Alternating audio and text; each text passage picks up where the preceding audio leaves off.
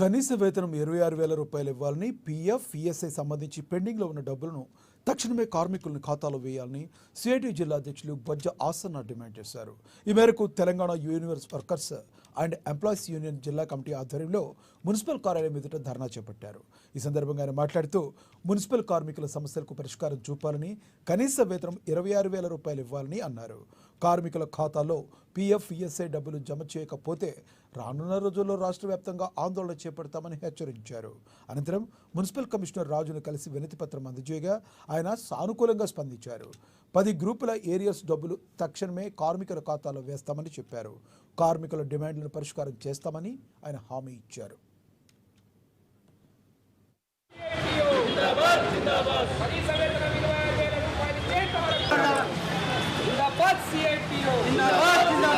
ఈరోజు మున్సిపల్ కార్యాలయం ముందు రాష్ట్ర వ్యాప్త ధర్నాలో భాగంగా మున్సిపల్ కార్యాలయం ముందు ధర్నా కార్యక్రమం నిర్వహించడం జరిగింది.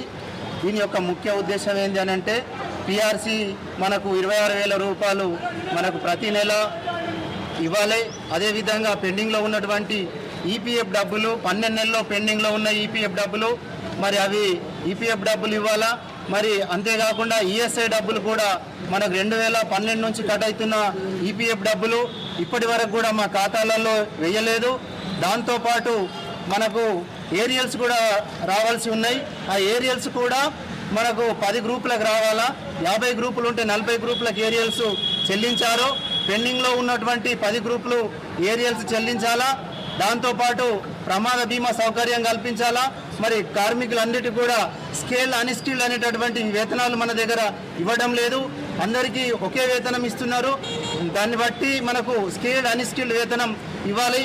దాంతోపాటు మనకు పండుగ సెలవులు, వారాంతపు సెలవులు, మరి పెండింగ్లో ఉన్నటువంటి మరి ఈఎస్ఐ డబ్బులు చెల్లించాలా, పిఎఫ్ డబ్బులు చెల్లించాలని ఈరోజు కమిషనర్ గారికి మనం మెమోరాండం ఇవ్వడం జరుగుతుంది.